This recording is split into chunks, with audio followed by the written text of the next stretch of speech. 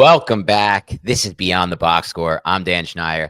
That's Jacob Gibbs, and we are excited about today's show because those of you remember from last week, we broke down offensive lines in the NFL. What were they doing before contact? Were they creating enough room for these running backs in our fantasy lineups to score points? Today is the opposite version of that. That's probably not the right term, but it is an extension of that.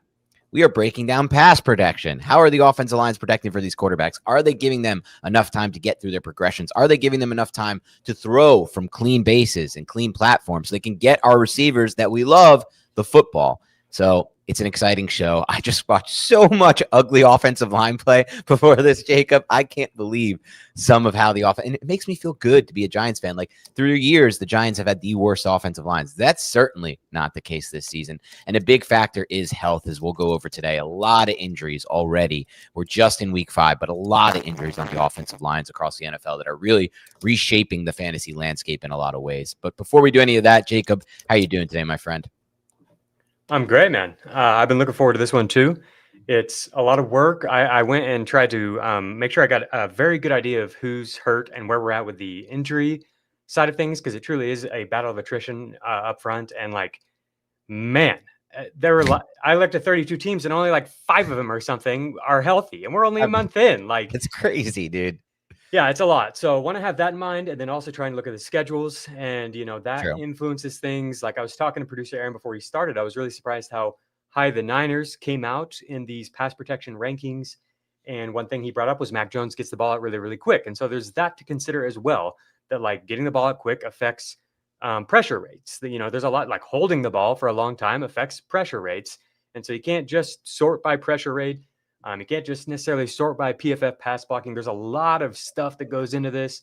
And we're Beyond the Box Score, baby. Here we are. We're going to do our best to contextualize all this, give you an idea of what we've seen through 1 month and what we expect going forward when it comes to pass protection, how that impacts not only the quarterback, but of course the pass catchers as well. So if you saw the thumbnail, we've got Nico Collins, I believe, and Brian Thomas Jr. Where it's like, is there still hope? These guys are, downfield receivers that are clearly impacted by, whether or not their offensive line can afford time to, find those deeper reads down the field. But before we dive into all that, Dan, can we take a victory lap? Not a George Pickens. Can we take a victory lap on finally the plug god? All of his hard work has paid off. We actually cracked the algorithm a little bit. 24,000 views in 24 hours. So that's pretty cool. Yeah, 24,000 views in 24 hours is pretty insane. It's a number that I've been trying to get to, right? 1,000 views an hour is essentially how you look at it. And I just want to give a shout out to the comment section. It's really awesome. What we're trying to do is cultivate a community here at Beyond the Box Score with like-minded listeners who are basically sickos, right? Like, who wants to listen to offensive line podcasts outside of the sickos? But the sickos understand, this is a big factor in fantasy football. It really is. And I've tried to say this for years since I joined FFT.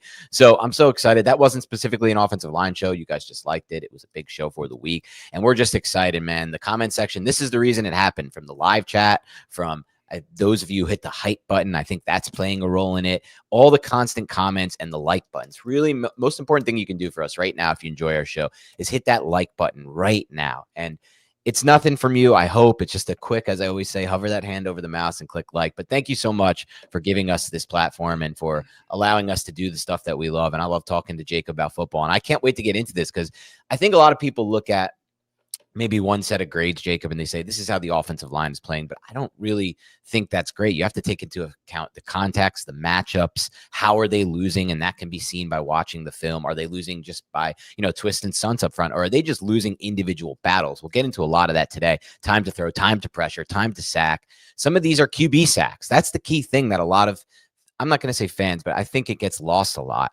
All sacks, it seems like, are attributed to the offensive line. And that's just simply not the case. Some of these sacks are either coverage sacks or the quarterback not getting through his progressions, locking onto a first read, or kind of, as I say, as we'll go over with one of these quarterbacks today, walking himself into pressure. So I'm excited to get into all of that.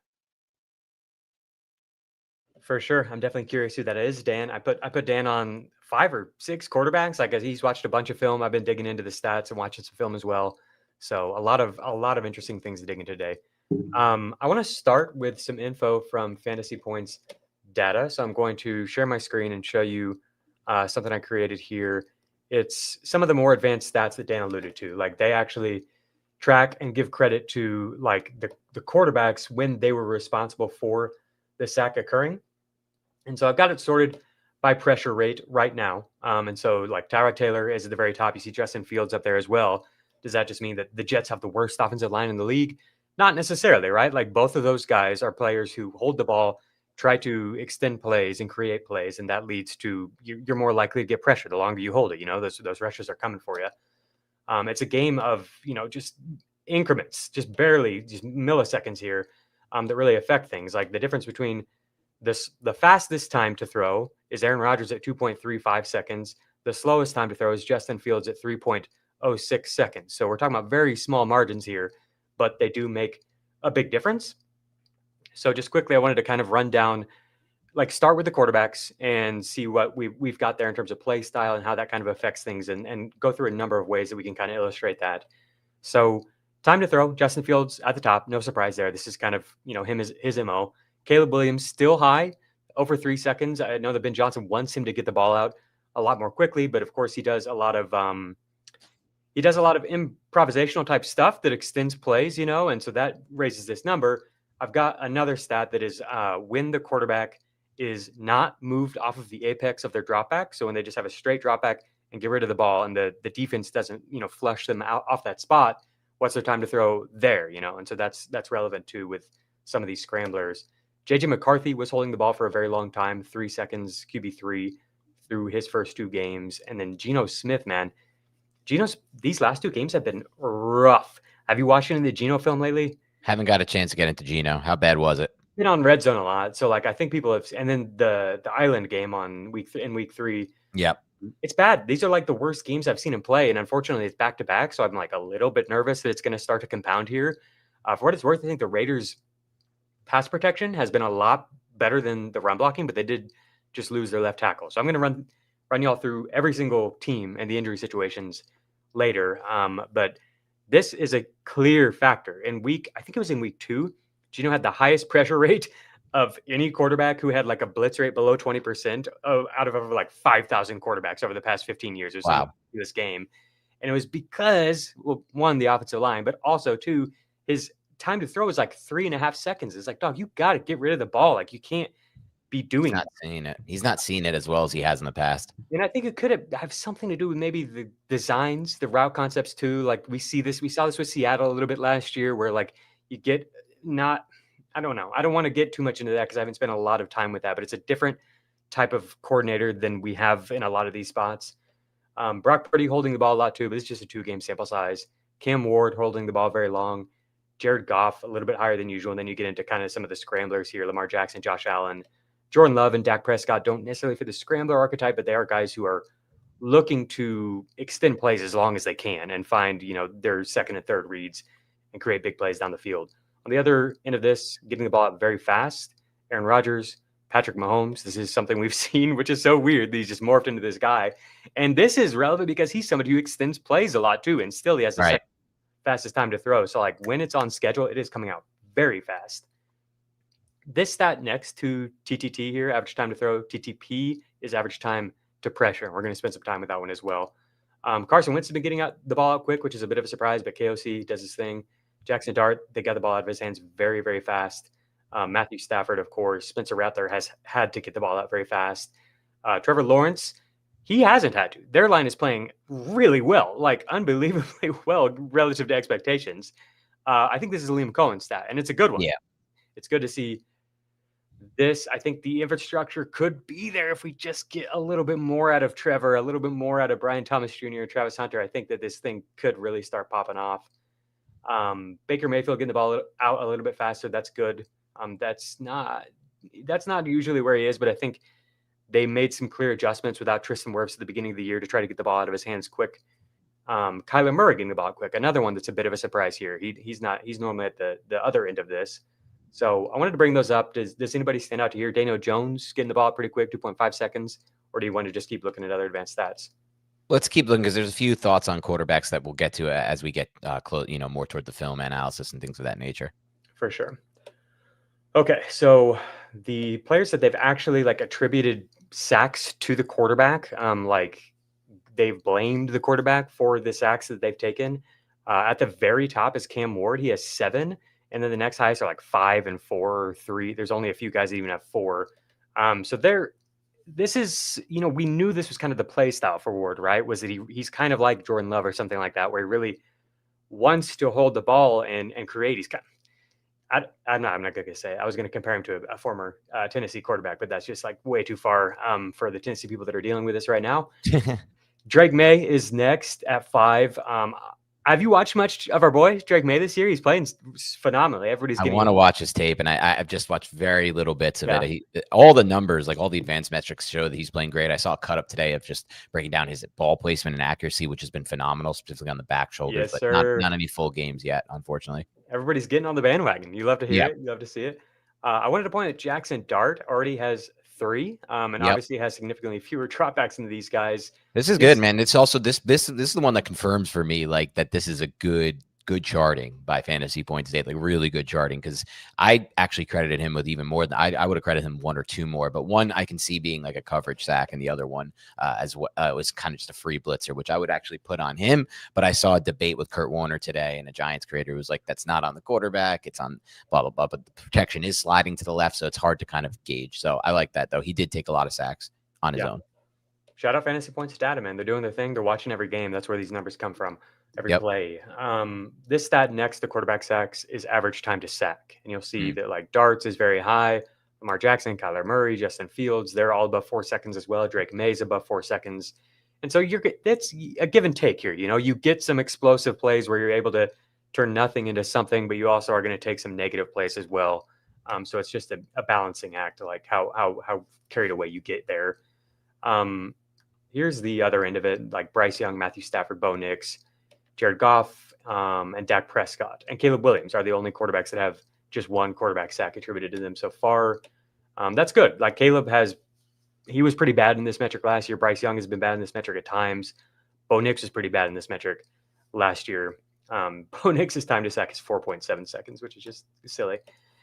Okay, the next thing I wanted to share, and then we'll get to our first break, just throwing a lot of quarterback data at you guys to kick things off, is quick pressures. So I'm looking at under 2.5 seconds, a pressure occurring in under 2.5 seconds. This can be associated with blitzes for sure. So I'm going to... not always, though. As we not go always, over when we get to the tape started, not always. Not always. So, like for reference, Baker Mayfield has had 44 quick pressure dropbacks, which is second in the league, and Spencer Rattler is number 1 with 45.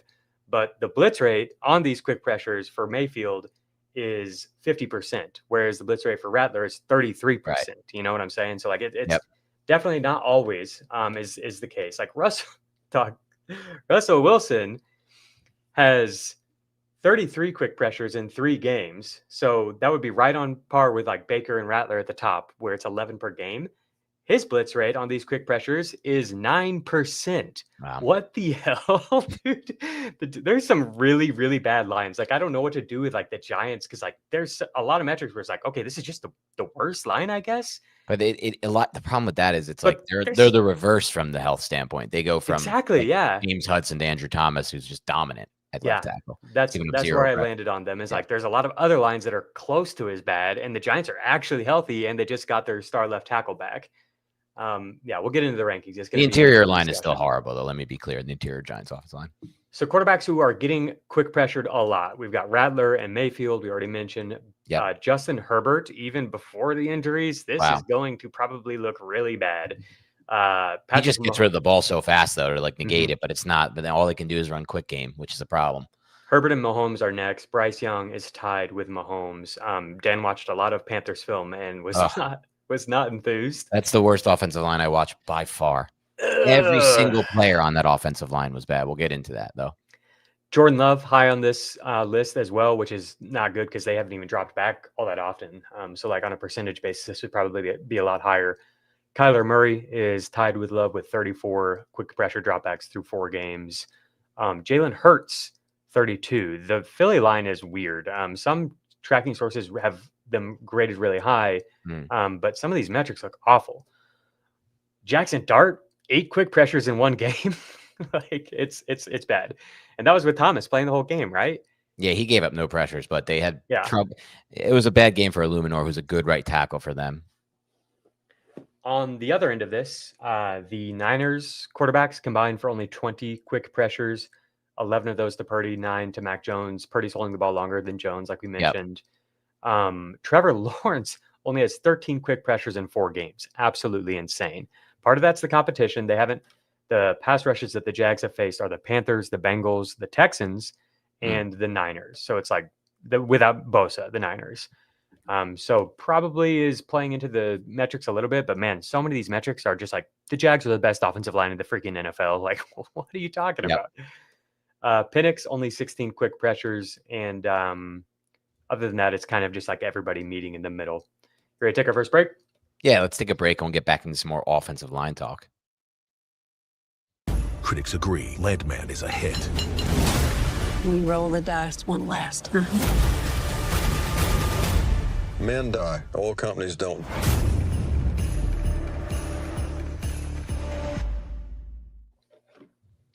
Okay, so before we dive into the offensive line injuries and the rankings, I wanted to talk through which quarterbacks have like been the most sensitive to pressure. Guess who's number one by a mile in success rate when pressured? No, this is when not pressured. Sorry. Okay, thank God. I was like, that can't be right. It's Daniel Jones. It's crazy. Daniel Jones. So when not pressured, When pressured or when not pressured? Okay. when not pressured, 62% for Daniel Jones.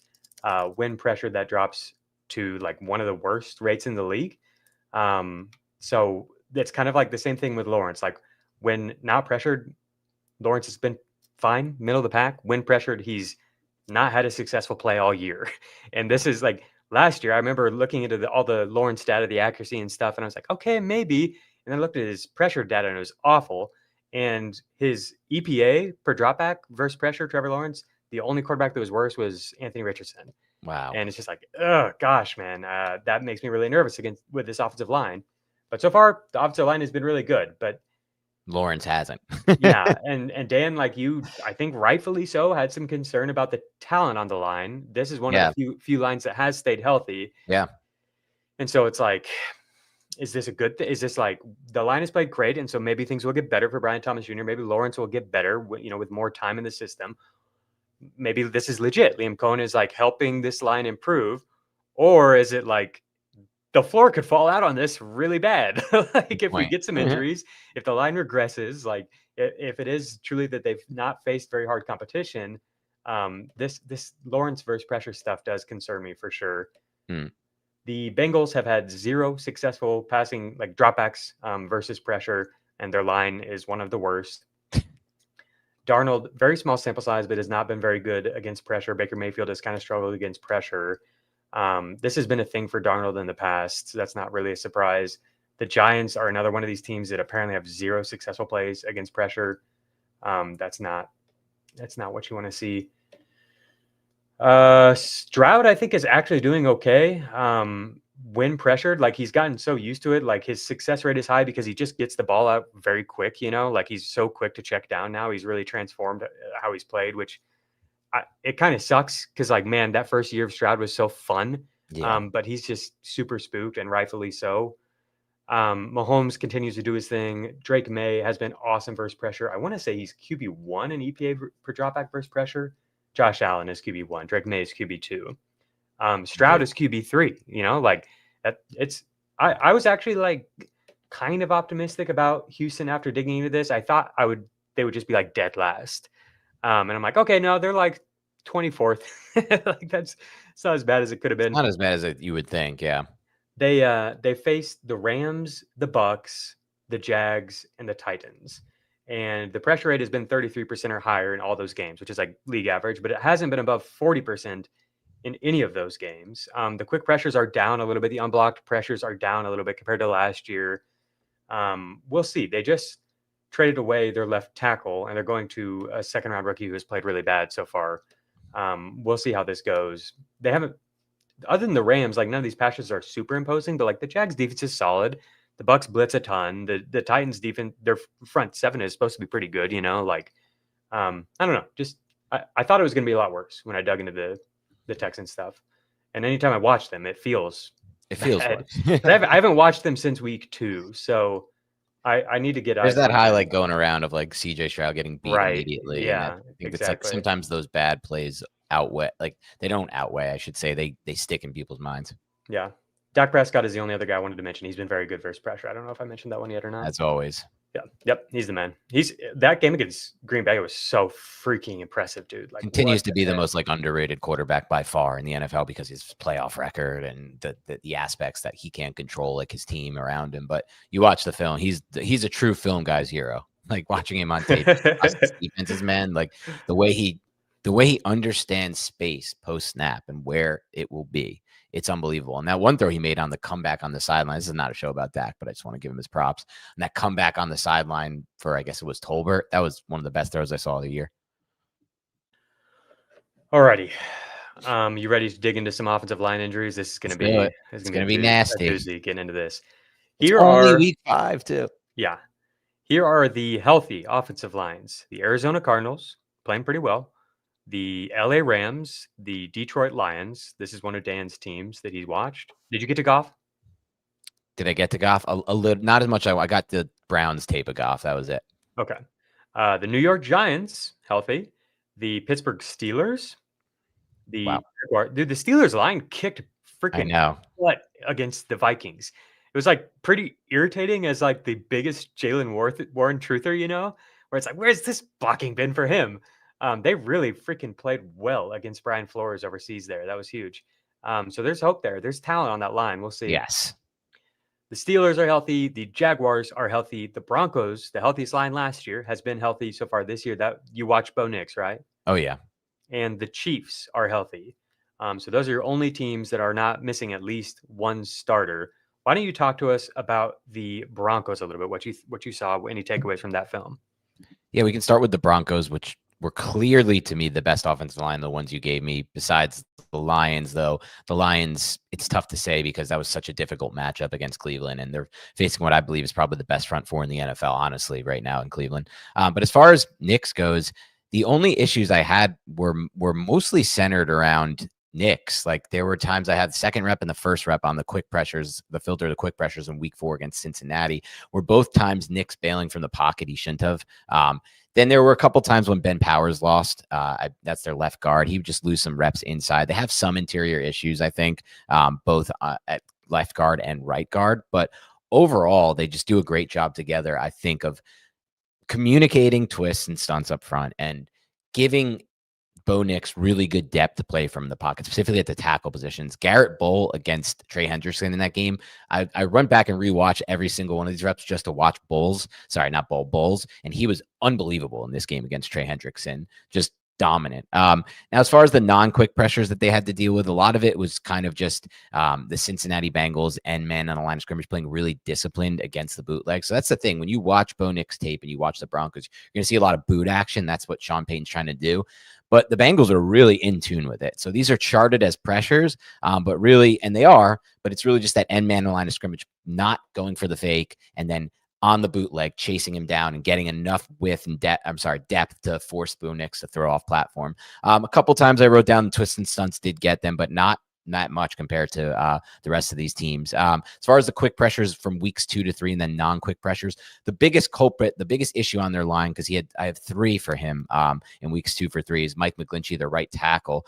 Just he gets beat sometimes with speed up the arc. That's kind of the issue with him, and that was the issue for him with San Francisco. I'm sure Aaron can attest to that.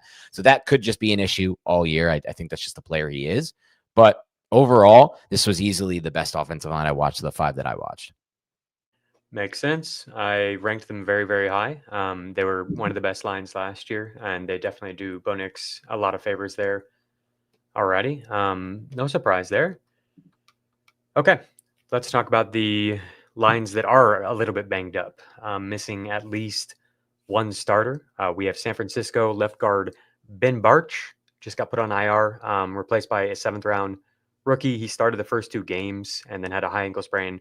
So I think he'll return. San Francisco's line actually has looked pretty good overall. Seattle, we'll stop here and then we'll go to break after this because I want to hear your thoughts on Seattle. So Christian Haynes was penciled in at right guard, but started the season on IR with a pec injury. And the replacement is like, according to like PFF and some of the metrics that I've dug into too, looks like the clear weak link. Anthony Bradford, I think, has been the right guard there. Right tackle Abram Lewis has the highest pressure rate on the team for the year. And so I was curious, like, did the right side stand out to you? Because overall, like, they haven't had to drop back very much, but the drop back game has worked well. They've been able to do, the play action and deeper down the field, the type of attacking that Clint Kubiak likes to do. And so a lot of the stuff I've looked at seems like the line is playing pretty well. I didn't really know where to rank them, and I was definitely curious to get your takeaways from what you watched.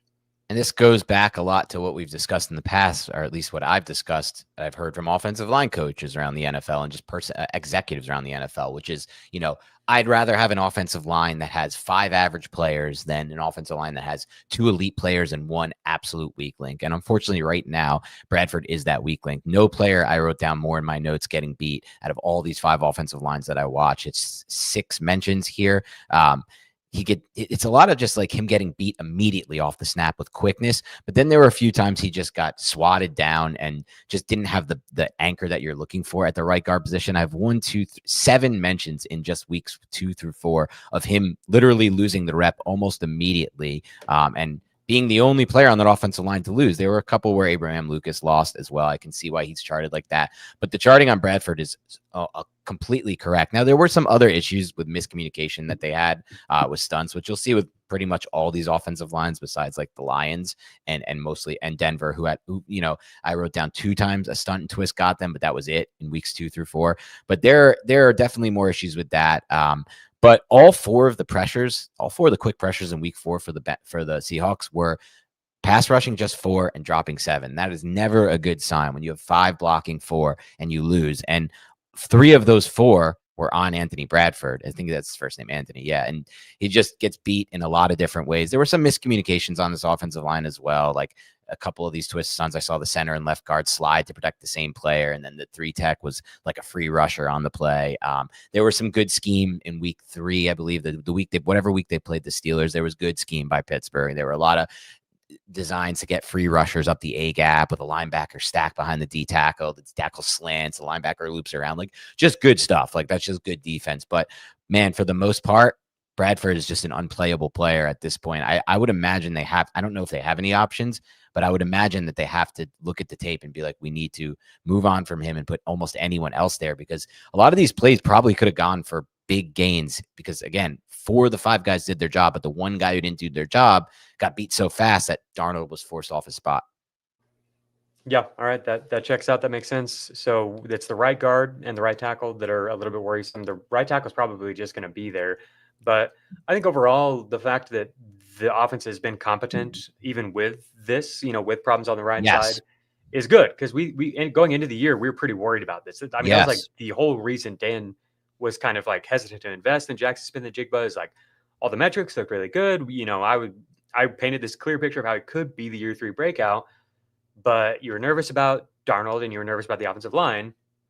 I was nervous about Darnold behind this kind of offense. Exactly. Those 2 things in combination, like that can make a man real nervous. We've seen Darnold seeing ghosts out there, and it is not good for and on anybody. that note, like on these pressures, 2 of them, Darnold did an insane job to avoid the pressure and then create downfield. Like Darnold is playing even better football, I think, from the tape I watched. This is weeks 2, 3, and 4 from the tape I watched just now than he did with Minnesota, which is crazy when all things are considered, because the offensive line for Minnesota was amazing last year and didn't have like a total weak link like Bradford. He just looks awesome out there. He's putting the ball wherever he wants from a ball placement standpoint, and he's doing it for off platform at times because he's forced to come off his landmark in the pocket due to these quick pressures. Yeah, he's playing so well. All right, so we're going to take our next break here, and then we'll get back and finish up with the offensive line injuries. What's he like? The happy-faced killer? You mean my dad? Be glad you never have to know. You think that you're so much better than me. You're just like your old man. I'm not like you at all. Okay, so San Francisco. And it was a request from the chat. It's not my fault. I agreed to it because of how nice you are to Brock Purdy, but it was a request from the chat. At some point, I'm gonna have to watch this happy face killer show because at this point, like I've just so scared of it. I have to get over my fears. We're in. I've been watching a bunch of spooky movies. It's officially October. Oh, And yeah? I might just have to add this to the list. Good for you. Okay, San Francisco left guard is out on the IR. Going to return though. Same thing here with Seattle with the right guard that's been problematic. We think that this starter will be back soon. Overall, the line has played pretty huge. well. For the Saints, right guard Cesar Ruiz is set to miss multiple weeks, high ankle sprain. They had a 2025 UDFA step in week 4, and he actually did all right. These are all the lines we're looking at right now. It's just one injury that they're dealing with. The Falcons, it's right tackle Caleb McGarry. We knew this going into the year. He's out for the year.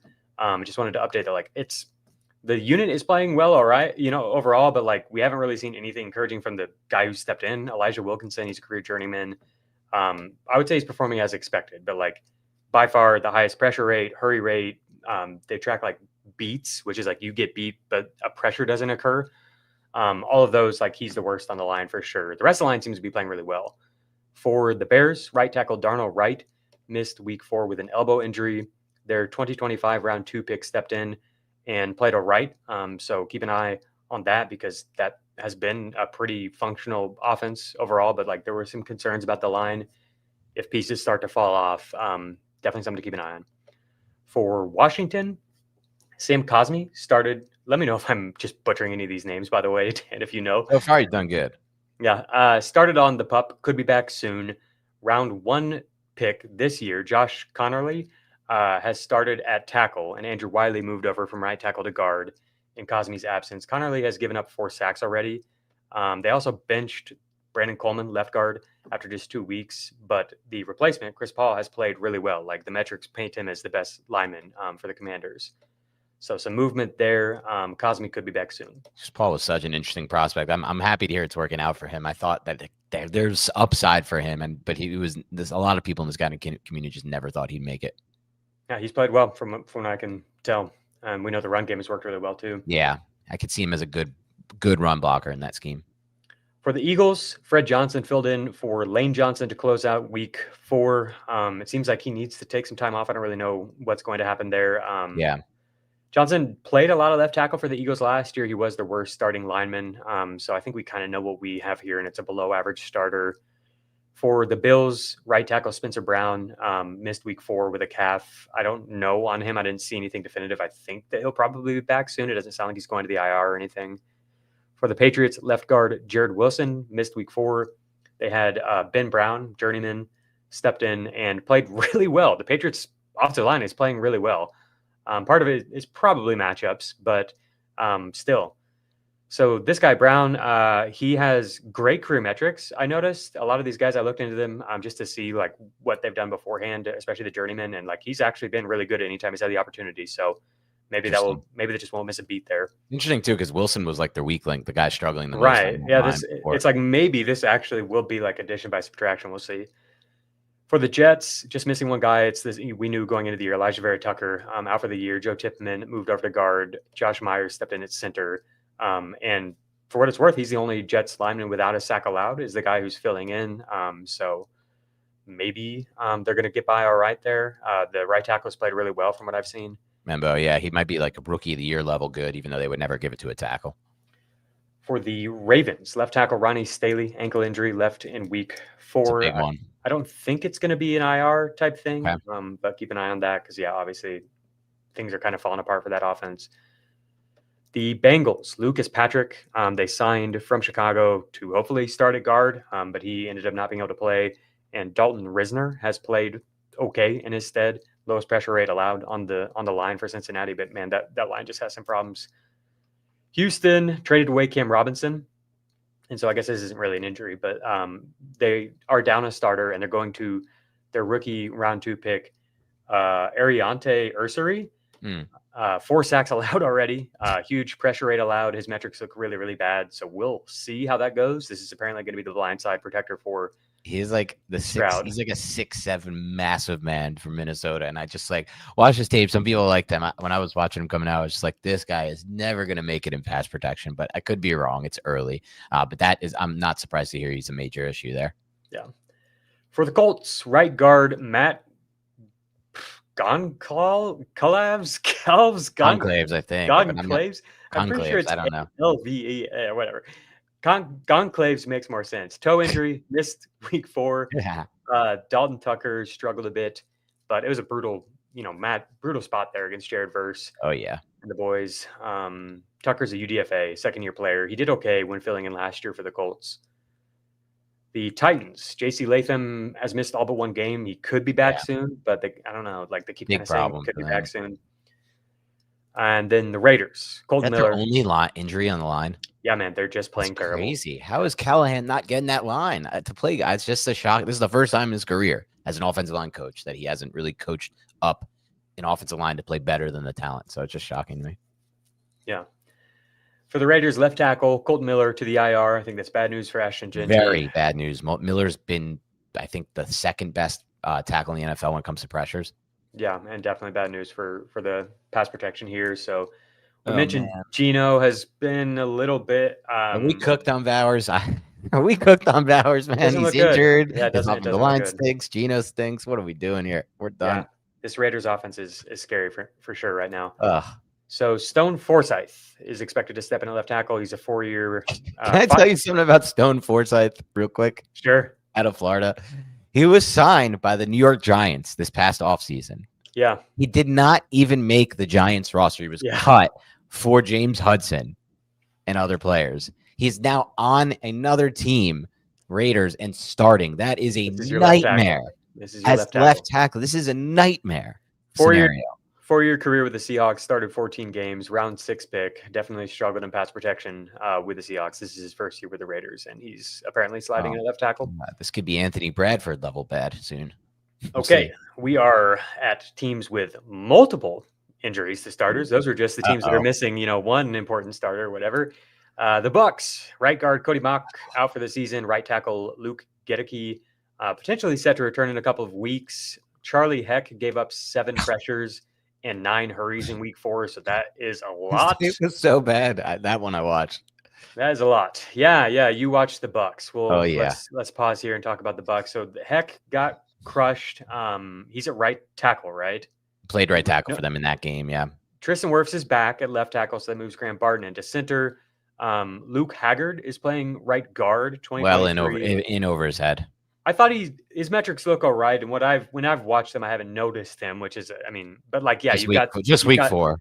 Those two on the right side. 2023 UDFA. This is his first time playing ever in 3 years as a pro. So yeah, what do you think on Tampa Bay? Yeah, so a lot of notes. The stunts and twists just killed the Bucks in week 4, and that's right to be expected. If you have an offensive line that's starting multiple players that are not playing together with each other because of injuries, so it's new guys on the line, communication is going to be an issue. And the Eagles are smart. They're a good team. They're well coached by Fangio. He knew to use a lot of twists and stunts up front. And that's exactly what he did. And it was confusing the interior offensive line the entire part. Charlie Heck had a really bad game. I mean, you just brought it up from the metric standpoint. Bull rushed into, I have some notes on him being bull rushed, walked back into Baker multiple times that kind of, killed the pocket for him and didn't allow him to either step into the throw or have a clean base to throw from. He was also beat up the arc, though, Charlie Heck. So he had issues with getting his anchor down, and also his issues with winning his rep up the arc. So bad plays. There were times in my notes where I had back-to-back reps where that Charlie Heck killed for them. I wrote in here Luke Haggard was in over his head. I thought he had a bad game as well. It's a problem, too, because you're facing Jalen Carter, who's just like one of the 3 best defensive lineman in the NFL, in my opinion, on tape when you sit down and watch the tape. But it was mostly those two. Like I have them, it's twists and stunts up front that killed them, communication issues. And I think teams will continue to do that against them because they have so many new guys up there. And then I had like Ben Bredesen lost on a stunt twist, there was communication issues too, where you see like these twists and stunts with the one defender looping around and no one's picking that defender up. And you have 2 offensive linemen on one defensive player, blocking one defensive player just too many times, at least in week 4. Great game plan by the Eagles. They absolutely crushed them. And they've got the Seahawks next. That's not good. I guess, yeah, my question for you is like, if you could give us like a confidence level and if they can get by, because I mean, that was a tough matchup that they just had, like you hit on. True. And they were still able to make it work, like Chris Godwin could have had a much bigger day. Baker just missed him on a few times, which was partially due to pressure. Yep. And also was due to really good coverage from Mitchell in that game. But like, Egbuka got there, it was mostly through that big play. I guess I'm just like, do we think that this offensive line might completely like crater what we've got with Tampa Bay, where you have multiple guys who could be relevant? People are going to be looking at these running backs of Bucky Irving probably missing some time. But the next few matchups are the Seahawks and then the 49ers and then the Lions before they get some easier matchups. And so what do you think on Tampa but with the outlook here? Because I think they'll have is it the right tackle is coming back? Can't remember. Yeah. Well, I don't know where. Yeah, Mock is after the season. I guess they'll put him at right tackle. They have to. Yeah. Do you think they can survive until then? Because that'll get Heck out of the lineup, which is important. Survive's an interesting thing. I think Baker does a really good job of managing the situation, but there's only so much you can do. And Seattle's defensive line looks awesome. Like Leonard Williams is playing the best football of his career, despite being on the wrong side of 30. Every game I've watched, they were just on the island game. He looked amazing against Arizona. So it's another tough matchup from that standpoint. I think we'll continue to see communication issues, and I think we'll see a really good coordinator in Mike McDonald, a really good schemer, understand like the deficiencies in this line and how many new guys they have, and just continue to use twists and stunts. Like the thing is, like if you're a defensive coordinator, you want to. Most coordinators always understand, let's run a lot of twists and stunts up front because it's a good thing to run. Especially with all the offensive lines around the NFL featuring a lot of young players, Jacob, and B, a lot of injuries. It's good. It's a good way to get them, to beat the offensive line and, have the communication issues come to the forefront. But the problem is you can't do it against every quarterback. You can't do it against Jaden Daniels. You can't do it against Mahomes because these guys will be able to evade it. And then when you do run twists and stunts, it leaves it kills the integrity of the pocket. So it leaves these wide gaps for the quarterbacks to run through. But that's not really how Baker Mayfield manages a pocket. And it's not really how he chooses to operate as a quarterback. You don't often see him running through the A gap and the B gap and then scrambling and taking those yards. Usually you'll see him break pocket and do it to his left or to his right. So I think they'll continue to run twists and stunts against this quarterback. This offensive line is going to be a problem. Like they have two players on it in my mind who are not capable of playing. And I even think like one of their starters from last year, Ben Bredesen, is not a great pass protector at all. And he got beat a couple times as well. So I would say confidence meter 2.4. Sorry, it always kills me when you break out the random decimals. Oh, I'm always doing decimals. I love it. I don't do a 1 through 10. I do decimal system. This is probably a Rashad White note, right? I feel like he's like they talk about him all the time how much he matters for pass protection. Down. Oh yeah, well that was another thing. I have this in my notes. I wanted to bring this up. I didn't get to it.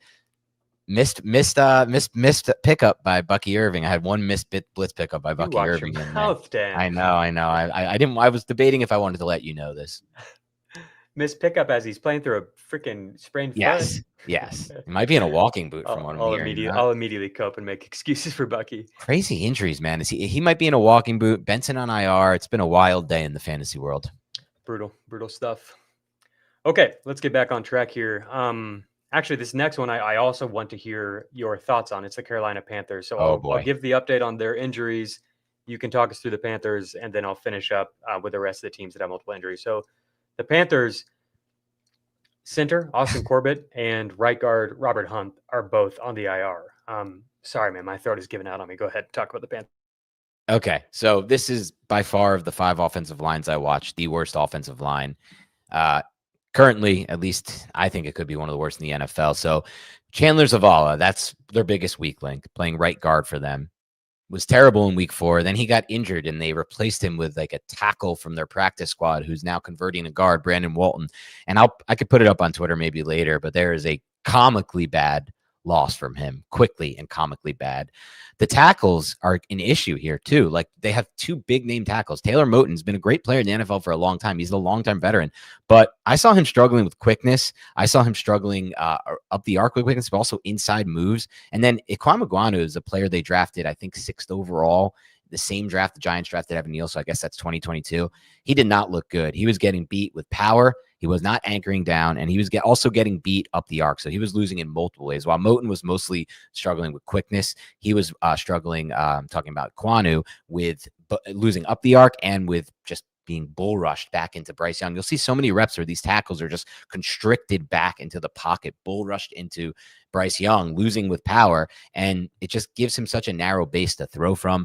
But the real issues, the main issue here is that right guard, where it was Chandler Zavala, and now it's Brandon Walton, I guess, and they're just losing quickly and often. And then even Damian Lewis, who is a player they signed like to a pretty big contract, more of a run block from Seattle, more of a run blocker than pass blocker. I have him losing 2 reps too. And this was just from week 4, like just from the charting from week 4. So it's been really bad, man. I think all 4 players, I don't want to put the center in the mix, on that offensive line have been losing quick, losing in one-on-ones. And then the tackles are just really providing a problem for Bryce. I have next to no hope for this offense because, again, like, they're injured at right guard with Zavala. He was already their weak link, and now they have an even bigger weak link in there. I think it's just going to be constantly bad for Bryce Young. And this is why we can't get any nice thing from Tyrone McMillan, like, because there's no time for Bryce Young and there's no platform. Next to no hope, constantly bad for Bryce Young is the takeaway here. And I've got a handful of teams ranked worse than them in pass protection. Wow. This is the state of the current NFL. So I've got a question for you, Dan. I think your Tyrone McMillan point makes a lot of sense and is borne out in the data. So I'm gonna talk about the data, but first I want to just pose this to you for you to think about it. The way I split these clips up that I sent you were like by quick pressures and non-quick pressures. Yep. I hoped that maybe it would like kind of maybe any like watching similar types of plays for different teams might like kind of like log those together, and I'm curious if anything stood out to you in terms of like some teams having solutions to quick pressure, or maybe not even solutions, but different approaches to how they handle quick pressure. And so I'm specifically about the Panthers, but anything that stands out, think about that for a second and then let me know. On the T-Mac note, can you reframe that 1 second? I'm just trying to get that going through my head. It's just like you watched 4 or 5 offenses. Yeah. Did some of them seem like they had a clearly better plan for dealing with quick pressure than others? Or they were more equipped, or was there something that stood out where these are just like losses. These are just quick losses, mostly in one-on-ones. Like there are times where it's just a 4-man game, a T stunt, like the twist and stunt. Some of these lines just communication wise can't pick up the stunts, but a lot of these are just quick losses from bad players on the offensive line that are losing one-on-ones. Right. I'm talking about where the ball is going. Like I see what you're saying. Okay, on plays where the quarterback isn't just smoked. I see what you're talking about. Because not every quick pressure is going to be a loss as a play. Obviously the success rate goes way down. I see what you're asking. Did the play designers have good solutions for if I'm going to get a quick pressure? Is there are they finding it? Some plays like the Stroud play that is going on around Twitter. Baker by far is the best at that. Yeah. Right. Okay. But on the T-Mac note, his average depth of target is high this year, but it's even higher against pressure. And this is one where I wish that he would be a bigger focal point for them if they know that Bryce is in trouble a lot. But it's not. They're having him work more down the field. Right. Part of it is they've been playing from way behind, so they've like needed to try to create explosives, and it kind of has to be him. I think probably we'll see if Jalen Coker is able to get healthy. He'll be like the guy, because it has been Thielen. Man, the Thielen trade made no sense. And I know he hasn't played very well for the Vikings, hasn't been very productive at least. But it's like, Bryce needs this guy. Bryce needs this guy so bad. Yes. But anyway, on the T-Mac note, his target per route run rate when Bryce has been pressured, is only 13%. When Bryce is not pressured, it's 29%. So like he's way, way more likely to get the ball. But it is a problem where we're at with the offense right now, for sure. And the problem for like NFL designers, just to answer your question on more like a general broad term, is like if you have an offensive line like this, like watching the Panthers on tape or like watching the Bucks against the Eagles, the only real solution you have, and even like the Chargers last week against the Giants when they were just getting obliterated up front after Joe Alt went down. Your only real solution as a play caller is to go to quick game concepts, right? Like curl flat, slant flat, like things like that to try to get the ball out fast in space. Hopefully you get some yards after the catch. But the quandary is like, if you're the Panthers and you're down 4 scores, what is quick game going to get you? Yeah. For sure. I'm hoping if we get more neutral situations, we'll see more quick solutions like that for T-Mac. 'Cause I think he can crush on those routes. I think he's really good with the ball in his hands. Yeah, I agree. He's really good at going to the ball and like moving off of that right away. Yep. Like I think that he could be successful in that way. There's people in the chat who are comparing it to Malik Neighbors last year. They're like, all of these circumstances were the same for Neighbors, and he was very successful for fantasy.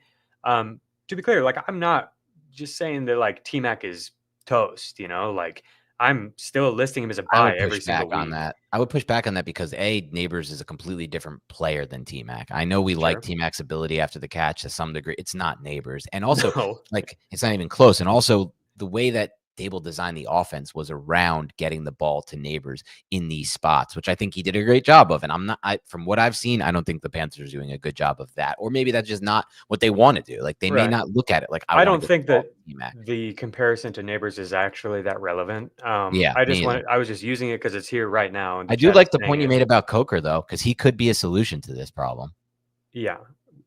Yeah, I think so too. I hope Coker can get it back. He's obviously an awesome player, and he fits well with what we're talking about. Yeah. So I don't think he's going to, reach Neighbors' level, where Neighbors, even in spite of terrible circumstances, was whatever wide receiver 4 or 6 or something in points per game, maybe even higher than that. But I do think that T-Mac could be, from this point on, wide receiver 10 or 12 in points per game. That wouldn't surprise me at all. Like in PPR, It would surprise me. He's really, really good, and they're really like focusing things on him. And like, if he just had a touchdown or two, like, which I know is not just an easy given in this offense, but like, if he did have one, like that changes things in a huge way for his fantasy numbers. Like it's been good. All the underlying data is good, and the guy's a stud. Wide receiver, you're dealing with crap almost everywhere. Like so many of these lines are problems. It's a bad. I know the NFL cannot figure out passing games. So yeah, I'm not worried about McMillan. I'm just like, I do think it's important to give this context, because if you had like maybe some hope that Bryce would be better, that the line would be better going into the year, both of those things have not been good so far. Bryce has not been good. The line has not been good. So that does affect the overall outlook for him, even if I remain cautiously optimistic in buying him cheap. Sure. All right, let's finish up the offensive line injuries. The Panthers, center, right guard, both on IR. MCL injury for the center. He keeps injuring that same knee. Torn biceps for the right guard. Oof. So, like, they could be back, but I don't really know when it will be. The replacement guard left week 4 with a knee injury, so they're down to a practice squad tackle who hasn't played a snap of NFL football since 2022, filling in at right guard. I said he had a comically bad rep. It's going to be a problem for him. Yeah. The fill-in center is playing all right, Cade Mays. He was the best on that line, sadly. Yeah. Minnesota is just in hell right now with their offensive line, but it could get better sometime soon. We'll see. So Donovan Jackson, left guard, 2025 round 1 pick, wrist injury. They're hoping to have him back after the week 6 bye. Okay. We'll see. Center Ryan Kelly, another concussion. His like honestly future might be up in the air. This is his 5th concussion since 2023. Wow. So that's brutal. He's played really well. He has not allowed a single pressure on 62 pass protection reps this year. Hopefully they can get him back in there, but man, that's scary, obviously. Right tackle, Brian O'Neill, MCL sprain, hoping to avoid IR. So maybe he's back after the week 6 bye, It could just be one more game of this. He's a great player too. But that one game is against the Browns. Yeah. Good luck, guys. That game, the under, like I don't want to bet the under, or I shouldn't be talking. Maybe I don't want to consider the under because I think there's going to be defensive touchdowns scored in that game. But man, is the under so tempting with Dylan Gabriel and then this offensive line protecting Carson Wentz against what I just watched. Like, it's tough to beat the Lions offensive line, and the Browns found a way to do it. That's how dominant they are up front. Yeah, Myles Garrett's insane. Green Bay Packers, right tackle Zach Tom, oblique re-injury. They said after the game, I think it was LaFleur said that they shouldn't have even had him out there. And so that's not good. Oblique injuries can linger. You hate to see that. Their round 2 left tackle filled in, Anthony Belton, and he injured his ankle in week 3. So they're dealing with a number of things here. Left guard Aaron Banks missed week 4 with a groin injury. Their 2024 round 1 pick, Jordan Morgan, has stepped in and is playing all right. And then they have a swing tackle who's filling in. He's on his 3rd team in 4 years as a pro, Darian Kennard. So there's definitely some reasons why the Packers, we did that run game episode and they were like right near the very bottom, and it's been pretty bad in terms of pass protection as well. Yeah, we had luck. I mean, they faced the Cowboys, who everybody just destroys. But yeah, it could be some problems coming up. Speaking of the Cowboys, Cooper Beebe, their center, is out like a couple of months probably with an ankle foot injury. Brock Hoffman has been serviceable when given opportunities in Dallas, but Beebe, they were hopeful for some big things there. So that sucks. Left tackle Tyler Guyton is in concussion protocol. And then right tackle, 2025 round 1 pick, Tyler Booker, high ankle sprain. Right guard, but yeah. Just okay, thanks. High ankle sprain the same week as CeeDee Lamb. So they, from what I've seen, they seem to kind of be on the same timetable. Might be back soon. The Dolphins have been playing without starting left guard James Daniels and right tackle Austin Jackson. I think that Daniels could be back soon. Jackson is week 6 at the earliest. He's on IR. I think they're both on IR, but Daniels could be back earlier. The Browns, just a disaster at the tackle spots. And this was not a line that could really afford it. No. DeJuan Jones, knee surgery out for the season. Jack Conklin continues to miss time with an elbow injury. Cornelius Lucas got absolutely lit up at right tackle. He now has like the worst metrics for the year just because last week was so bad. That was against Detroit, so maybe give him a break. But still, it's bad. Him. They bring in Cam Robinson at left tackle, which is how you know that you're probably in big trouble. Yeah, exactly.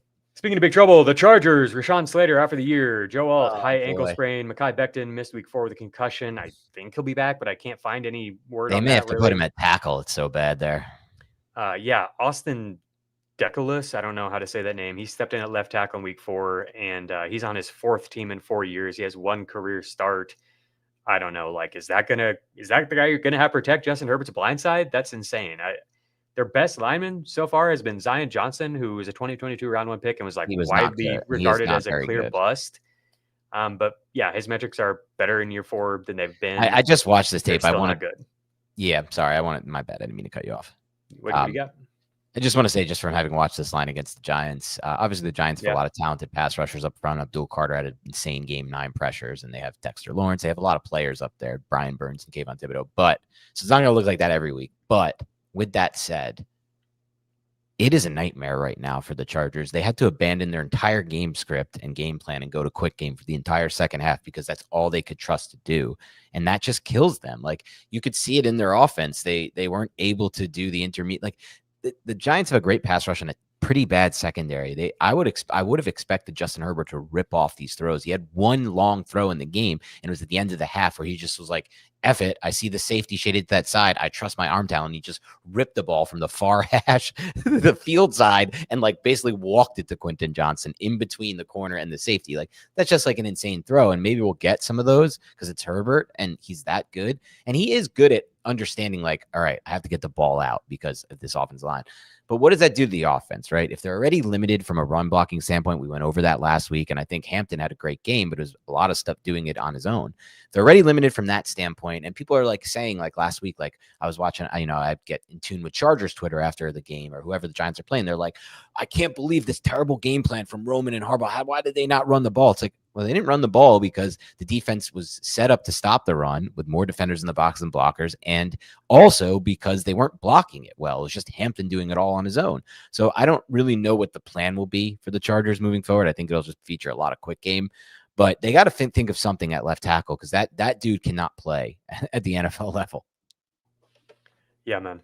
Let's just get to the pass protection rankings here. I've got the Chargers at 31. Like, I'm very nervous. The new version of them without Slater and Alt for high ankle sprain, probably 6 weeks, maybe more. Yeah, these are my best attempt at illustrating where we're at this moment in time now, and moving forward. The Browns are the only team I have worse than the Chargers. So yeah, like Zion Johnson, I said, is I think a clear bust from everything I've heard. He has been a little bit better this year than he has in the past, and he's who PFF has graded as the best pass protector. And like, that's similar, like what I've seen with these metrics. The best pass protector other than Joe Alt, who had a freaking 87 grade. Zion is next at 60. And he's the best of the guys on the line. That Deculus guy that I mentioned, his is 25. 24.8 is his PFF pass protection grade. It's going to be rough for Herbert. I don't know, man, about like the Quentin Johnston, push him up in the top, Yeah, 50 you're and right. stuff. I need Like to think of that more. I need to. I'm Yep. pretty nervous about everything here with the Chargers, Same. but we were nervous going into the year, and it was working really pretty well, even without Slater. So maybe the coaching, Herbert, all of the talent at Yep. receiver and running back is enough to circumvent this. But I don't know, man. Like it's pretty tough to do anything when you've got an offensive line that just can't block. I agree. All right, let's go through some pass protection rankings and get out of here. We've got I've got this tier of just like absolute messes. It's the Browns, the Chargers, the Giants, the Bengals, the Saints, the Panthers, the Texans, the Titans. Any standouts, any surprises that they made it out of this tier, weren't included in the mess tier?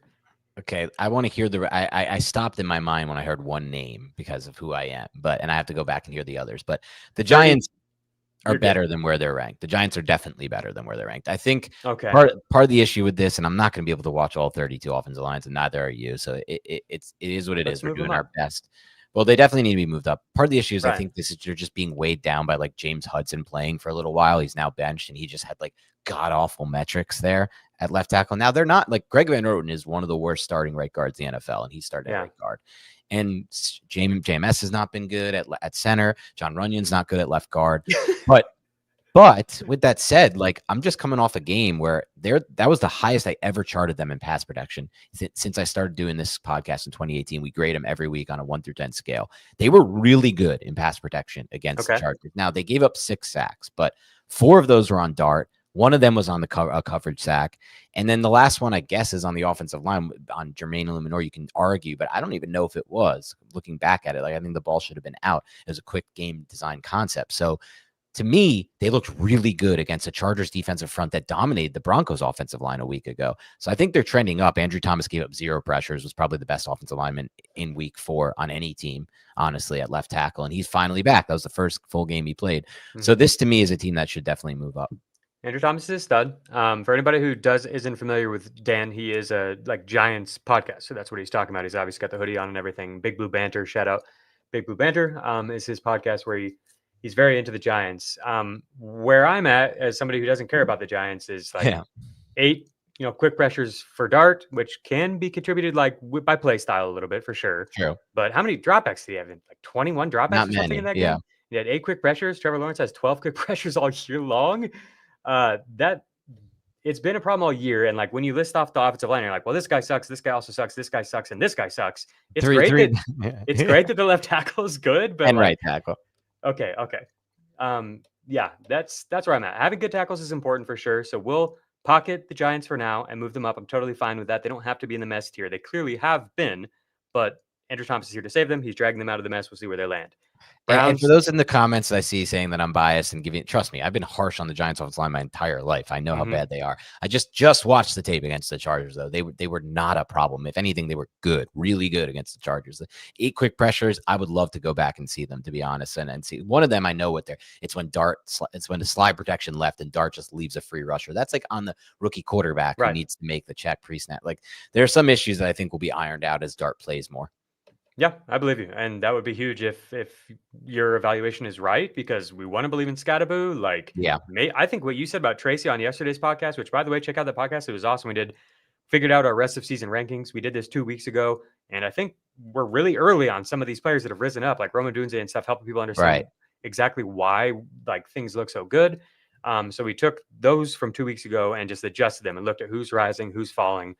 And I thought your note on Tyrone Tracy was really interesting, that he has a wide receiver background. They need playmakers. They could do more 2 running backs on the field, pony personnel. They could even, they've in the past, last year, they used them out in the slot and stuff like that. We've got some players who we want to use. Dart could be usable for fantasy. Maybe Wandale is usable. Theo Johnson got a lot of looks last year. If the offense doesn't completely fall apart, which 2 good tackles could help support that, then you've got some sneaky value sources here. And as we're going to get into here, we've already started, there are some really bad offensive lines. Yes. And we're also dealing with injuries to Bucky Irving and Trey Benson and stuff like that. The fantasy landscape's getting kind of unsettled, like it always does. But man, it feels pretty bad right now. It feels early for this. It feels to be unraveling like it is. So I'm intrigued by this. Yeah. We'll keep an eye on the Giants as we move through the rankings here and figure out where they belong. So Browns 32, Chargers 31, Bengals 30. Bengals are completely healthy and they're still like near the bottom in all of these metrics. Saints 29. I don't know what to think of the Saints. I think they could be better than this. But like I said at the beginning of the show, no quarterback has more quick pressures than Spencer Rattler, and like they're not even blitzing Rattler that much. Teams are just getting there. The Panthers. Why do you think the Saints could be better than this? I'm just curious. Oh, they played all right last year. Okay. And they don't have like any. They don't have a lot of talent on that offensive line, though. Really, like besides Ruiz, who was a high draft pick, and I guess he might. It's be just that like I have them behind the Panthers. That's how bad it's been. You know what I mean? Yeah. Like that's this tier. I think they could be not in this tier. Is basically where I'm at with them. But I don't think they. I think until they prove it, this is where they belong. Sure. 29 Saints, 28 Panthers, 27 Texans, 26 Titans. We think that unit could be better as well. Yes. So hopeful that the Saints and the Titans might move out of this. And that's the hideous tier, right? That's the end of the hideous tier. Okay. I don't know if I'm really hopeful for anybody else moving out of it.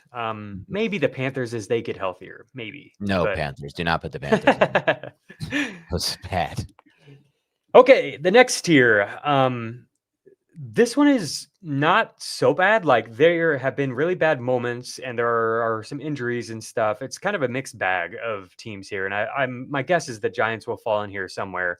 So I've got the Dolphins next, and then the Packers, and then the Jets, Eagles, Ravens, Commanders, and Rams. Wow. And I could talk through any of these if you're curious about it, because it's I didn't have time to make note of everything, but it's just like looking at a bunch of different things, film and stats. Yeah, which I love, and that's what you did for the run blocking one, which was really cool to hear all those factors going into a ranking. So I want to hear specifically first and foremost. I want to hear about the Eagles because from what I've seen, and it was the game I've only seen one game of theirs on tape against the Chiefs and Spags defense. We went over that on one of our shows.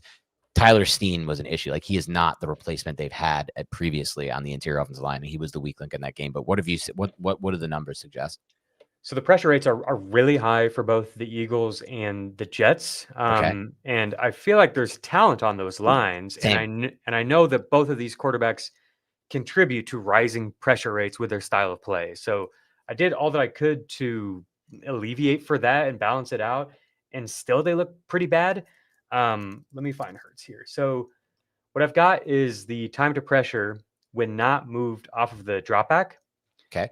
And Hurts is 2.3 seconds. So this takes away the scrambles and stuff like that, the play extension plays. And 2.3 seconds is the eighth fastest, tied with like Tua, whose offensive line is not very good. It's the only quarterbacks that are worse or faster time to pressure on these plays are the Bucs, who have had a bunch of injuries, and the Chargers, who have had a bunch of injuries, the Bengals, whose line is awful. Okay, actually, it's like sixth. I'm noticing now that it's like Browning and Burrow are both ahead of him. Cam Ward, whose offensive line is awful. The only other one is Seattle, which surprised me. I think that they're in this tier. If not, then they're in the next one. There's a bunch of metrics that are really hard to make sense of. But Hurts is getting pressured very fast when not moved off of the apex of his drop back. Faster than Spencer Rattler, just barely. Faster than Bryce Young. Faster than CJ Stroud. And so that really stood out to me. I've got a chart. Let me share my screen here real quick. So I sent this out during the off season, and when I have more data, I think this chart is like so sick. When I don't have a lot of data, it's a small sample size here. It's kind of screwy looking. So like try not to be overwhelmed by like where everybody's at right now. I just want to focus in on a few things. So the top right is players who have a high time to pressure, meaning that like when there was pressure, it took a long time to get there. Okay. Both when moved off of the apex of their drop back or when not moved off of the apex of their drop back. So to me, that's like the line is playing well, regardless of the style of the quarterback, the line is playing well. And so you see at the very top, Trevor Lawrence and JJ McCarthy, before Minnesota's line fell apart, they were playing very, very well. Does that make sense where we're at with the top right, guys? 100%. You've got Brock Purdy up there, Dak Prescott, the line is playing well. The Falcons, the Lions, I think Josh Allen, the line is playing pretty well there. The Broncos, their line is playing well. Towards the left side of the chart here, you see the Bengals, you see the Saints, the Dolphins, Cam Ward is here, Justin Herbert is here. and here's Jalen Hurts right next to Herbert. Wow. And that's kind of where I'm at, is like their time to pressure is fast and their pressure rate is high. And so like those two things in combination is like just throwing me off a bit. Interesting. And I know that they've got some offensive line injuries. And so like also they're like avoiding Dickerson's playing passing. hurt. Yes, they're avoiding passing at all costs, which like is kind of their MO. Yeah, But I it's guess. even more so than it's ever been. And it's Yeah. like, couldn't this be part of it? Probably. I think that makes sense. Right. That's fair. I feel no, I remember when we dug into the rushing too, we were like, It wasn't what we no, the either run Saquon game.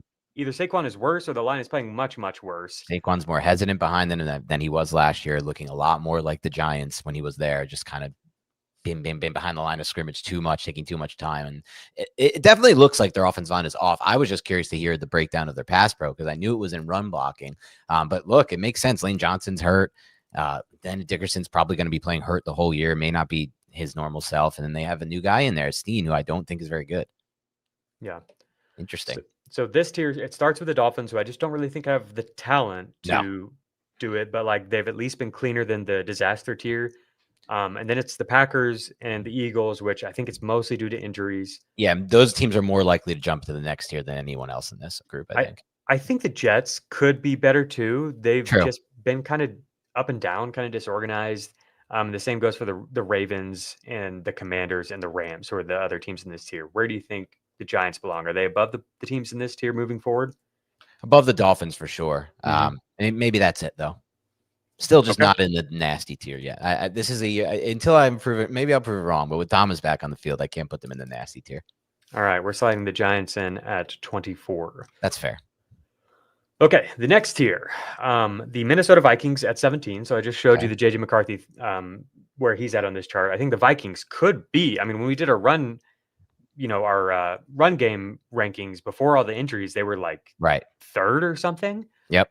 They've been better in the run game than pass protection, but the pass protection has shown glimpses of being really, really good. Agreed. And so I think that they could shoot way up these rankings if they get healthy. And I think, if I remember right, they could get all those guys back. I'm a little bit worried about the center with the concussions, but yeah. Outside of Kelly, I think everyone should be back. A month from now or something, like we might be looking at this as like a top 8, top 5 even unit for pass protection. So maybe JJ McCarthy is somebody who will come on at the end of the year for fantasy. We'll see. Cowboys, I have next. Mostly just worried about the injuries, but also it's been up and down. Like Dak has had some high pressure rate games for sure. This tier is really honestly not playing that bad. It's Vikings, Cowboys, Raiders, Patriots, Seahawks, Cardinals, Steelers. Okay. Seahawks, Cardinals, Steelers. I got to find a way to move Raiders and Seahawks down. Not the good way, the opposite way. Right. For Raiders, it's mostly just losing Colton Miller. I don't know what the situation is. It looks like he's on IR, high ankle sprain, probably between 6 and 8 weeks, maybe 4 if they're lucky. You can't afford to lose a guy like Colton Miller. He could derail that entire offensive line. So they have to move down for me. And the Seahawks, I'm just surprised to see up there just from having watched them. But I guess the reality is they're playing good besides one player. And I can't, I was just filtering out the quick pressures and all of the non-quick pressures and over 2.5 seconds. But I'm focusing too much on one guy losing his job. That's not enough to knock him down. So I'll say I take it back. Seahawks are fine where they are, but the Raiders without Colton Miller have to move back. I'm fine with moving both of them down. Because I do think like they're both dealing with some injuries now, and we had like serious talent questions about them going into the year. Where do you think are they like both like bottom 5, bottom 8 units for you going into the year in terms of projecting? Yes, both of those were Seahawks and Raiders. Yeah, and right, like you said, like what are the Seahawks going to do at right guard? This is probably they'll try it one more week, I guess, with this practice squad guy. What's his name? I have it written down here somewhere in my notes. But who replaced Bradford? But I think they'll have to go to like the Y. Like they have to find somebody who's started games in the NFL at right guard. They just have to. Yeah. So the reason that I have them here is because like they've performed up to that range so far. Like Darnold, if you look at his pressure rates, it's right in the same vicinity as like Arizona and Indianapolis and some of these lines that have played pretty well. Detroit, like Jared Goff has a higher pressure rate. He's held the ball a little bit longer than Darnold. I had a tough time with Seattle, and so like you watched more of their film than me. And I think the concern with the right side of the line, like, is enough, and just like the talent going into the year is enough for me to move Sure. them back a little bit. That's I'm fair. going to I'm put good with that. them between the Eagles and the Jets, and I'm going to put the Raiders in the same range as the Giants. On the Raiders note, like, they've actually paid pretty freaking phenomenally in pass protection before the Miller injury. We don't know how to be from that point on. They're 9th in PFF grade, and a lot of these metrics, like if you look at, like, when Geno doesn't hold the ball extremely long, he's not likely to get pressured. He has one of the Okay. highest time to pressures in But the league because he is holding the ball for so freaking long. unfortunately, I think a big factor in that is just how good Colton Miller has been in pass Yeah. protection. I think he's been the allowed the second fewest pressure. So that's, you lose him. That's it. Like, they can't replace him. There's no one at left I moved tackle. him way down. Yeah. I had him at like 14 or something, but Yeah. I think projecting it, it's fine to move them down in the same range as the Dolphins and the Giants. Would you take the Giants ahead of them? I mean, Giants have their left 100% tackle. would Yeah. take the Giants ahead of them. I think All right. I think they could easily fall into the nasty tier without Colton Right. Miller. Totally fair. Okay, so this tier now is just 5 teams. It's Vikings, Cowboys, Patriots, Cardinals, Steelers, in that order, with the Steelers Yeah. being the top unit. The Cardinals Steelers have are been surprisingly good. in pass protection, and we'll Yep. see if the run game stuff continues. Yeah. They've got a bye week here. Maybe this unit is finding some cohesion. The Cardinals are 4th in PFS pass protection grade. That really surprised me. Yeah. Kyler's getting the ball a little bit quicker, and the pass game is actually working pretty well. I'm really curious how this offense will look without Trey Benson and James Conner. We thought going into the year it was going to be really run heavy. We Right. thought the plan was like try to be run heavy, and like they brought in all these defensive pieces. Maybe they can lean on that. But then they've had all these injuries in the secondary, and they've actually been like very pass heavy on early downs. And so now I'm like, especially with the running backs out, maybe this True. Cardinals team is like going to be really good for fantasy in Ugh, terms of no. shootouts and stuff like that. It all comes down to Kyler, Kyler can't do it. but He just can't, man. I think for me, like, the biggest problem, like, I've never been a Kyler. I was a Kyler guy coming out of college, but in the NFL level, from the tape I've seen, never been a Kyler guy. Watching Prime, you watched do you watch Prime Vision when you watch the Thursday games? I assume yeah. you do. You're a sicko like me. It's the greatest thing that has been added to any sports broadcast. Greatest thing since sliced bread, some are saying. The greatest thing since sliced bread. And when you watch the Prime Vision of the Cardinals, like last week, it really does stand out how much of a deficiency Kyler's height is. Like, how many times do we see middle of the field, there's a receiver breaking on an in-breaker open on time if the quarterback can just get the ball there, but he's just can't see it. And then because he's too short, and then you see him kind of trying to evade the pocket and figure another solution out with his legs. And it's just, how are they ever going to generate a middle of the field offense? If you don't have a middle of the field passing game, you have nothing in the NFL. Like, just going to keep throwing outside numbers. Like, it did work at the end, right? They made that comeback. It was all like outside the number stuff to Harrison, stop routes and back shoulders, then the end zone corner route. But like, there's only so much you can do with that. Sure. Yeah, the line is playing all right for what it's worth. It's playing pretty well. I've got them as a top 12 unit. And we've seen this offense.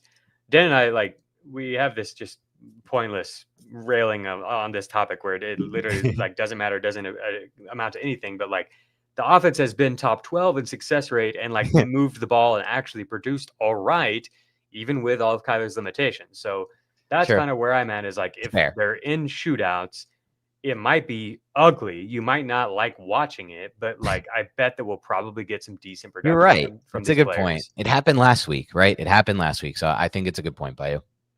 So I'm going to share my screen again here.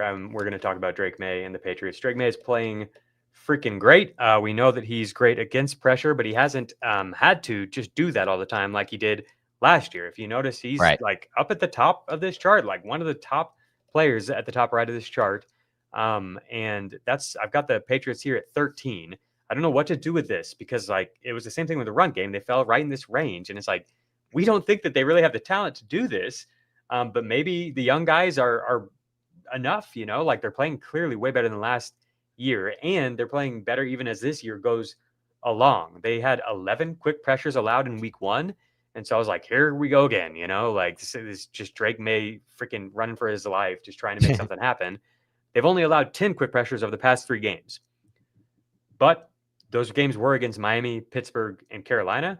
There's Pittsburgh obviously can get there. But I think generally speaking, those are pretty soft spots. So 13 is where they slide in. We'll see. I've got my eye on them. Like, I think if this sticks, then like this offense could be pretty sick. Like we don't know what's going to happen to the running backs, but like Stephon Diggs looked pretty good. Drake May has really played well. Hunter Henry is solid. We love Kyle Williams. Like, there's a chance that like if this all sticks, it's like, okay, this is actually like pretty much the best version of this offense that we could have dreamed up. Yeah, without a doubt. You love that. You love to see that for Drake May. I think when it My comes most to May, rostered quarterback by far. Is that where you're at? unfortunately not. I had an unfortunate strategy this year that's been backfiring and going even later at quarterback with guys like Lawrence and Stroud. Just a total terrible picks. I have some Nay. Obviously, I'm not a crazy person. I wasn't going to avoid him, but he was the hyped up quarterback. So like in these auctions that I was in, Jacob, he was bidding war. It was never. I was always going to have to quote unquote overpay, but it's not an overpay because he was worth it. So I made the mistake. Like, he was worth paying the tier of the Kyler Murray, Justin Fields, whatever, right? Like, he's better than all those guys in fantasy. Well, we haven't gotten to the Jaguars yet. Still hope, maybe. That's what the thumbnail says. We'll see. We're getting there. Maybe your Trevor Lawrence bags will pay off after all. But he stinks. May's great. That's the problem. That's true. There is one clear difference between those two. Yeah. All right, we have arrived at the top tier, top 10.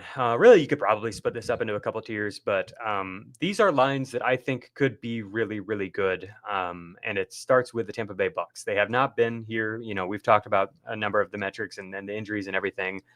But if they get where they're healthy outside of just the right guard loss, Cody Mock, I think the guys who have stepped in have done okay. And if they're all healthy outside of that, which I think their tackle is supposed to be back in a couple of weeks, I think they could be in this tier. I think getting Tristan Wirfs back is huge. Yes. This is clearly a projection, though. So I'm if you want to drop them further, that's fine. But I just think they have a lot more talent than the lines that we just listed off, like the Patriots and the Cardinals and even the Steelers. The Vikings and Cowboys could pass them for sure. Yeah, Vikings and Cowboys could pass them. The film wasn't great, but it was mostly week 4 against a great Eagles front and with all these injuries. And they have a chance to get some guys back, so I'm with that. Yeah, I think I might just move the Cowboys up into this tier, move them ahead of the Bucks. Yeah, Cowboys I have faith in. I don't know the extent of the Guyton injury, though, obviously. You mentioned multiple injuries, so it's we'll concussion for Guyton, I think, so Okay. I think he should be fine. Okay. BB is the one that might be like months. They've been fine without BB, injury. though, so far. Yeah. The issue for me is more than he was playing center for them, right? The right guard is the issue, but what was the Booker injury? Sorry, I just got off of it. No, it's okay. I'm moving them up. Booker, high ankle sprain, but they said it seems like he's recovering pretty well. It seems like he's basically on the same track as CD, where they think he's going to be back. Okay. That's hopeful. Yeah. So I've got the Cowboys at 10, and I'm going to put these guys into this other tier, and then we'll have a higher tier above them. So the Bucks are at 11, just ahead of the Steelers, and they're in this tier. The Cowboys are in this tier with the Vikings and the Patriots and the Cardinals, the Steelers, the Bucks, the Cowboys. Maybe these next 2 teams, I'm curious where you would put them. It's the Bears at 9 and the Falcons at 8. Is this a tier break, or do you think they're in this tier with the Bucks and the Cowboys? No, I think it's borderline for me because I think on both fronts, the scheme aids the pass production in a lot of ways, specifically Ben Johnson and the Bears.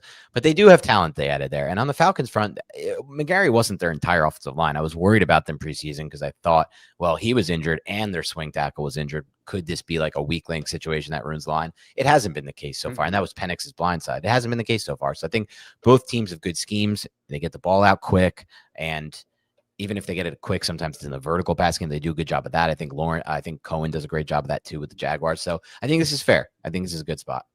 Surprising, but good.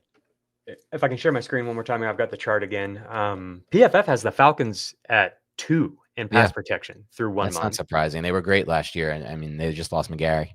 So you see Penix here above the trend line in the same range as I said, the Raiders have played great through 1 month. We're worried about them going forward, but same range as, like the Lions. Lamar Jackson and these extreme scrambling quarterbacks kind of throw this chart off sometimes, especially with a small sample size here. But same range as, the Lions, the Cowboys, and over here you see Caleb Williams. Joe Flacco is another one who throws it off because he holds the ball for a really long time. He just doesn't care, it seems like, if he gets hit.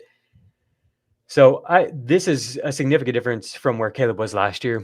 And I don't know what to do with it. It's kind of like we had with the run game thing where it's like, I guess in my brain, and maybe I don't know enough about football to say this, but like in my brain, it makes sense that a schemer like Ben Johnson or Liam Cohen could affect the run game in a more significant way than they can like pass protection. I think so. Yeah, that makes a lot of sense. Why wouldn't that make? I mean, that makes I don't perfect know. sense. I don't know. I've never been in an offensive line room. Well, I think I haven't either, but I think it's just like I don't want to say this like, oh, you're dumb, Jacob. I just mean I think we're right, and it could be just common sense, right? Like in the offensive line and pass protection, you could have what I saw a lot in the clips you sent me, which is just one-on-one losses that blow everything up. So you could have that in the run game too. Let me be clear. I don't. When we did the run scheme rankings and run blocking rankings, we were pretty aggressive with the Jags and the Bears because that's what it's been. Like they've been what they do. 2 of the 5 best teams at creating yards before contact. And then what the running back does with that is up to them. With Travis Etienne, it's been awesome. He has 2 games, 120 plus yards. And with Swift.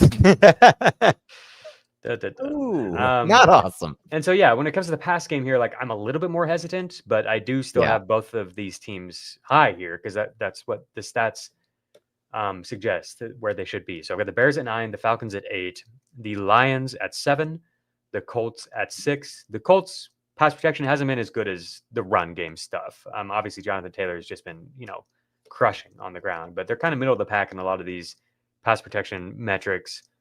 So they're at 6, and then I've got the Jags at 5. The Jags are another team where, like, I do think their schedule is playing into it, like I mentioned, but still, it's like a huge gap from them to second place in so many of these metrics. Quick pressures, overall pressure rate. I mean, Trevor's pressure rate is like 13% or something absurd. Wow. Trevor's pressure rate is 17%. The next lowest is Mac Jones at 27%, who's only played 2 games and gets the ball out extremely fast. Bo Nix is next at 31%. Wow. That's almost twice as high as Trevor's. Crazy. That's wow. And that's the third best. Yeah. That's the second best, basically, because like Mac Jones he's only played 2 games.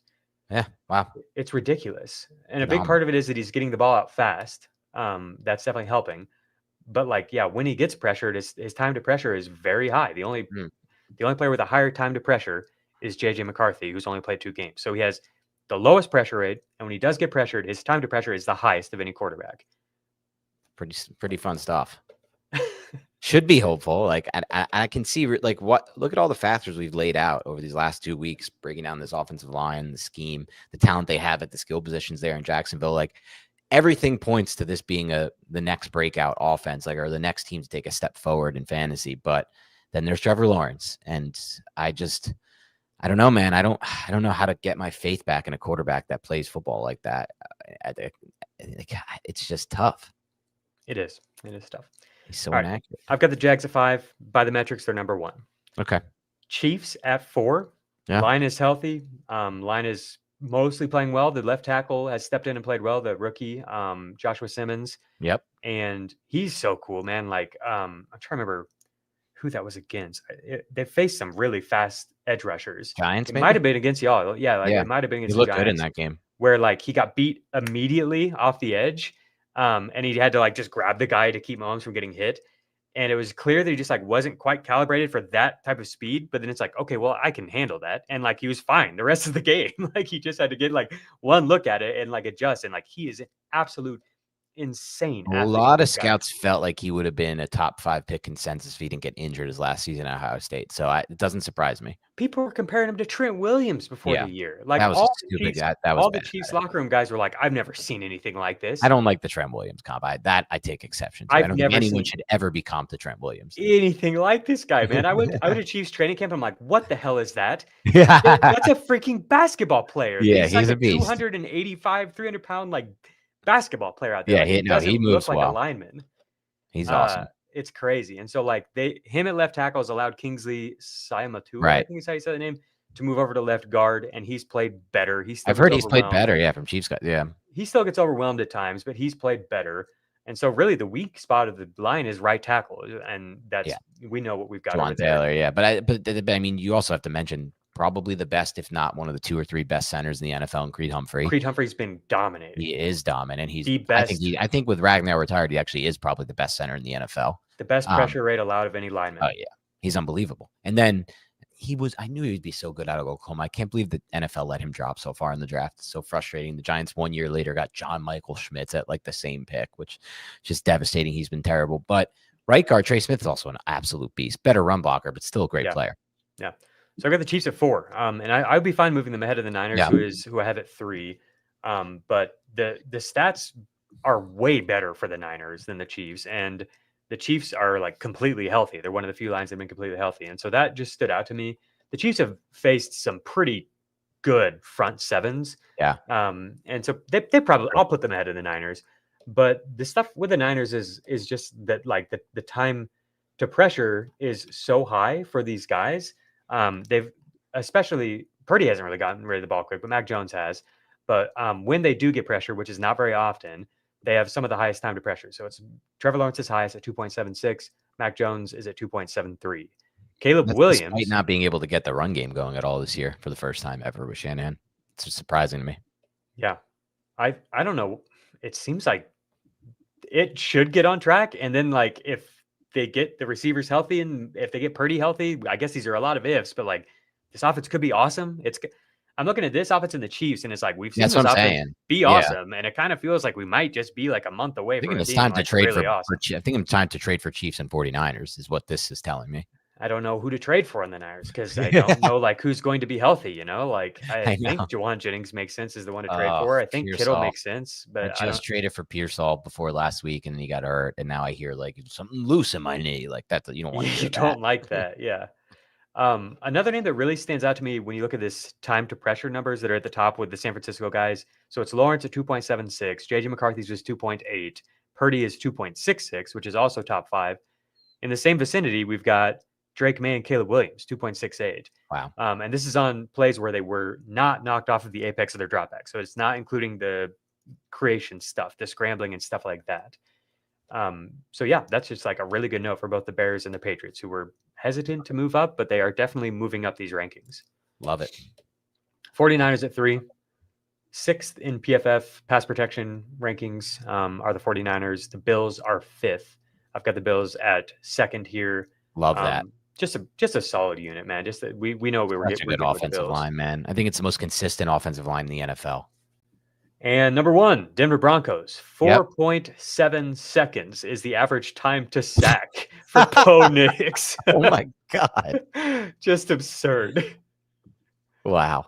Nobody has it better than Bo Nix. Nobody in the NFL has it better than him. Yeah. What has he done with it, though? Pressure rate is, the second lowest behind only Trevor Lawrence. It's looking really good for Nix and for Sean Payton and the Broncos. RJ Harvey and Dobbins are both playing well. This line is kicking butt all over the place, run game and pass protection. Troy Franklin we mentioned on yesterday's episode. Yes. It's an interesting, cheap potential sleeper here if this offense keeps playing well. And of course, Cortland Sutton can do his thing. Yep. Love He's been so consistent for a deep guy. He had that 1 week where he struggled in week 3, but like other than that, it's been like just a print shot for double-digit points for Cortland Sutton. It's nice that he never has to go up against Patrick Surtain. It's a great little benefit for rostering Cortland Sutton. Yeah, that's true. It's so funny. Like, and I only mention Surtain as a quick side because really, like, there are so few in my mind shut down corners in the NFL at this point. It's the toughest position to play by far in the NFL. You're backwards retreating every snap against super athletes, but Surtain has been that guy. Like, he's like our modern day Revis almost. And I don't want to compare him to Revis. That's crazy. Like, Rex Ryan was literally able to like change his defensive scheme because he had Revis and just put him on an island and use 10 defenders everywhere else. But Surtain is an unbelievable player. Yeah. For sure. People in the chat are wondering if I can share my screen and give them all of this awesome stuff from Fantasy Points data. I give you guys a lot for free. Go get it yourself if you want. It's you get a 15% off with all caps matchups 15. That's the promo code that they gave for me and Ryan. We do this every Thursday. We do the show Mastering Matchups. So catch us there tomorrow. Definitely check out the data suite on your own if you want. And then just keep coming back to Beyond the Box Score. What do you got, Dan? How are we signing off here? Love it. Thanks so much for listening. This is I love doing these types of shows, Jacob. I love the 30,000 foot view stuff. I love taking a look at like offensive lines. I guess that's less 30,000 foot view, more like nitty gritty, but hopefully this was fruitful for you guys as well. We're giving you an idea of where we see these units moving forward in pass protection. What does that mean for fantasy? And hopefully it gives you an idea of offense that we want to buy on and sell on. Like some of these offenses, man, like the Chargers that are collapsing offensive line offenses, the Panthers for me, I just don't want to have parts of that for fantasy. It's really scary for me. But then there's other ones that just are proving themselves week after week. And I love how you broke it down, Jacob. Really fun episode. So thanks everybody listening. Have a great rest of your Wednesday. And then tomorrow, Jacob will be back with Ryan mastering matchups. So tune in for that as well. Please hit the like button if you haven't already. Hover your hand over that mouse. Bam! Click that like. It's just a bam on the like. And then leave a comment. Always do that. That helps as well. Subscribe if you haven't already. I don't know why you haven't, but do that. And then finally, if you want some trade questions answered, if you want some roster advice, anything of that regard besides lineup advice, because again, Jacob went over yesterday why it doesn't make sense, leave us a rating and review on iTunes and Spotify, specifically iTunes if you can, Apple Podcasts, and put your question in there and we will read it. Anyway, have a great rest of your Wednesday. We'll talk to you soon.